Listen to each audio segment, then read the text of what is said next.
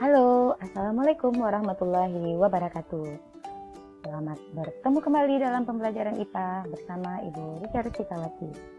Baik, Nanda Ibu semuanya, sebelum memulai pembelajaran hari ini, silakan kita awali dulu dengan berdoa menurut agama dan kepercayaan masing-masing. Berdoa dimulai. Berdoa selesai. Baik, Nanda Ibu semuanya, Ibu ingatkan sekali lagi untuk selalu mengisi absen ataupun daftar hadirmu yang sudah Ibu bagikan dalam Google Classroom-mu. Baik, Anda semuanya masih tetap semangat? Oke, kita tetap harus semangat dalam pembelajaran. Baik, Anda semuanya, pada pagi ini kita akan belajar mengenai materi kalor dan perubahan wujud zat.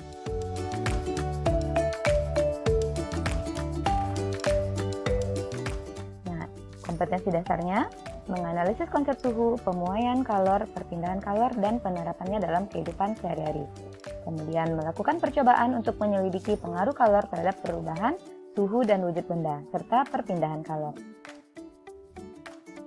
Indikator pelajarannya, yaitunya mendeskripsikan kalor, menganalisis pengaruh kalor terhadap perubahan wujud zat, dan yang terakhir nantinya kalian akan diminta untuk melakukan percobaan untuk menyelidiki pengaruh kalor terhadap perubahan wujud benda. Teknik penilaian yang akan Ibu lakukan nantinya, Ibu akan mengamati sikap, pengetahuan, dan keterampilan kalian. Nah, sekarang, pernahkah kalian membantu ayah dan ibumu memasak di dapur? Tentu jawabannya dan jawabannya harus pernah. Nah, ketika kalian memasak, energi apa yang digunakan agar masakan kalian menjadi cepat matang? Nah, kalian perhatikan ilustrasi yang Ibu berikan. Di sini Ibu berikan gambar sepanci air yang tengah dipanaskan dengan menggunakan kompor. Nah, kira-kira dalam kompor ini, energi apa yang terkandung di dalam kompor yang menyebabkan masakan yang dimasak menjadi cepat matang? Nah, bagi Anda Ibu yang menjawab energinya berupa kalor, benar, good ya. Nah, apa itu kalor? Kalor adalah energi yang berpindah dari benda yang bersuhu tinggi ke benda yang bersuhu lebih rendah. Nah, contohnya bagaimana? Contohnya adalah ketika kompor dinyalakan apinya, berarti suhu pada kompor lebih tinggi. Dan zat yang kita panaskan ini bersuhu lebih rendah. Nah, karena kedua zat ini berhubungan atau bersentuhan, terjadilah perpindahan energi dari kompor yang bersuhu tinggi ke makanan yang bersuhu lebih rendah. Nah, itulah yang kita sebut dengan kalor. Perpindahan energi panas dari benda bersuhu tinggi ke benda yang bersuhu lebih rendah. Nah, kalor merupakan salah satu besaran fisika, di mana kalau besaran pasti dia memiliki satuan. Nah, satuan kalor ada dua. Yang pertama secara fisika dan yang kedua secara kesehatan. Satuan kalor secara fisika yaitu Joule, kita simbolkan dengan J.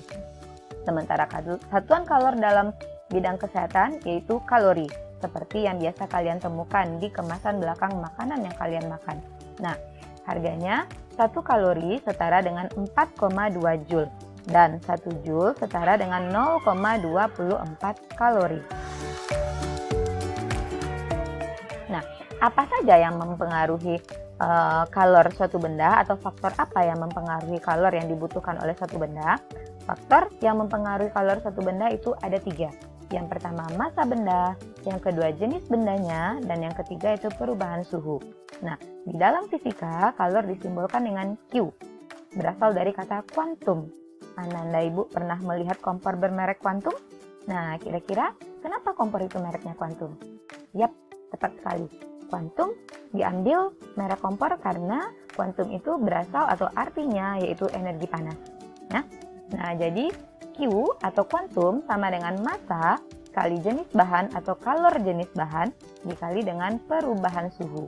Sehingga kita sebut dengan Q sama dengan M kali C kali delta T.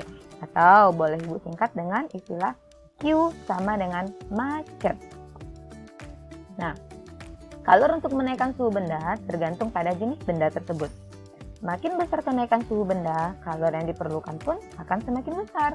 Semakin besar massa benda, kalor yang diperlukan untuk menaikkan suhu pun semakin besar pula. Contohnya, mana yang lebih cepat panas, segelas air yang dipanaskan ataukah 2 gelas air yang dipanaskan? Mana yang lebih cepat panas? Tentunya jawaban kalian pasti yang paling cepat panas yaitu segelas air, ya. karena masanya lebih kecil sehingga kalor yang dibutuhkan juga kecil. Semakin besar massa benda, kalor yang dibutuhkan pun juga semakin besar. Nah, apa sih pengaruh kalor terhadap suhu suatu zat? Nah, kita lihat di sini.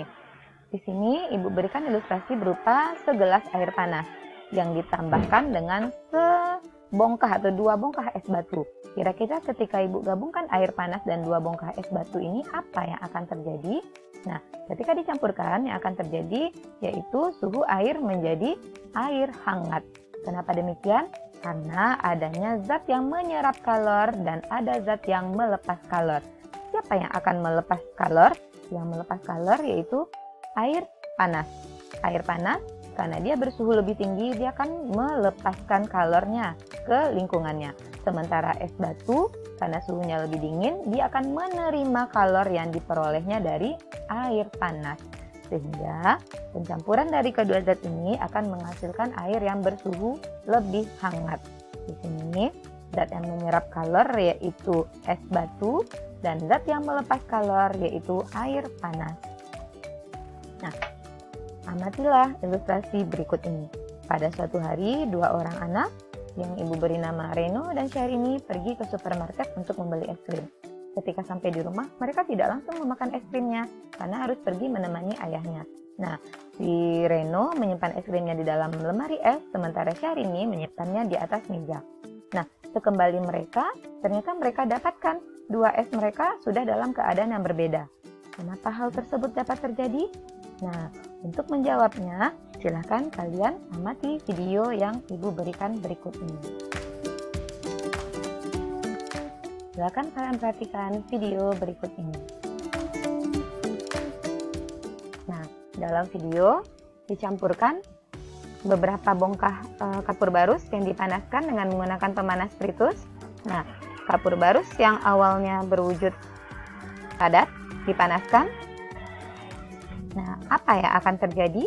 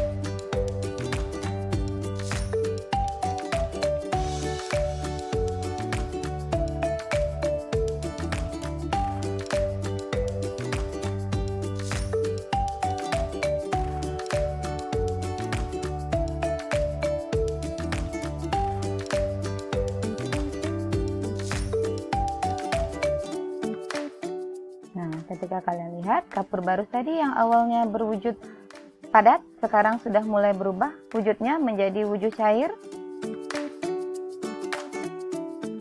Dan sekarang dari yang berwujud cair mulai menguap, artinya berubah menjadi wujud gas.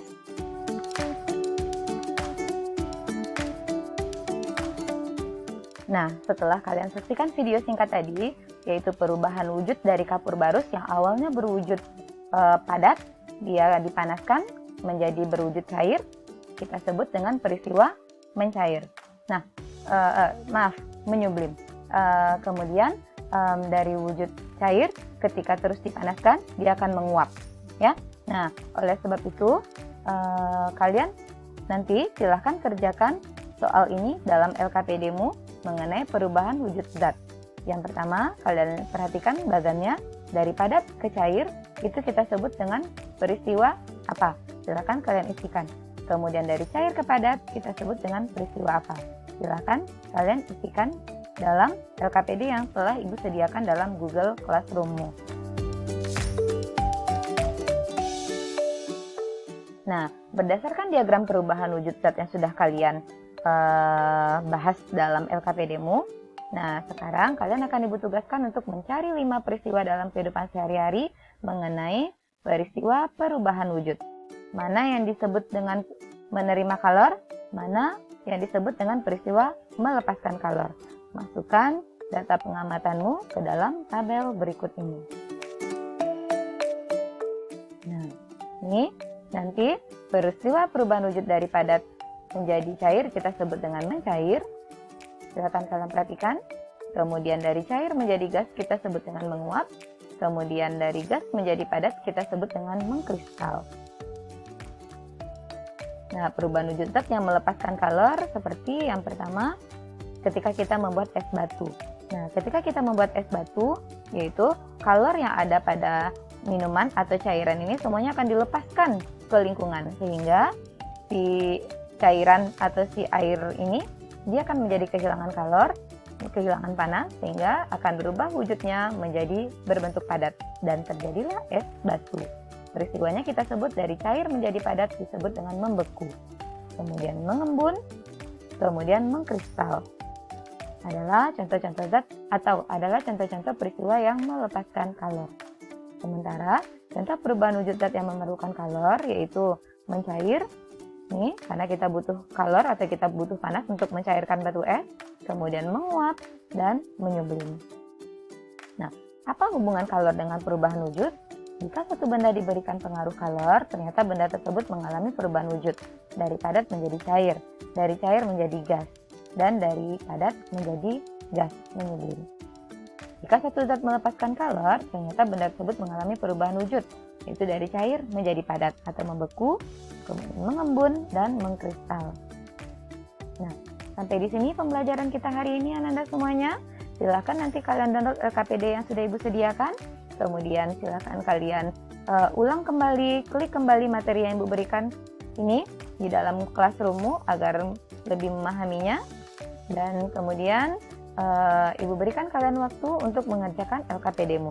Nanti kita akan bertemu kembali dalam sesi sinkrono. Kita sepakati nantinya sekitar jam 1:30. Oke, sampai di sini pembelajaran kita. Untuk materi mendatang dilanjutkan dengan materi perpindahan kalor. Jangan lupa kerjakan soal-soal yang sudah Ibu sediakan dalam Google Classroom-mu. Selamat belajar dan tetap semangat dan jaga kesehatan.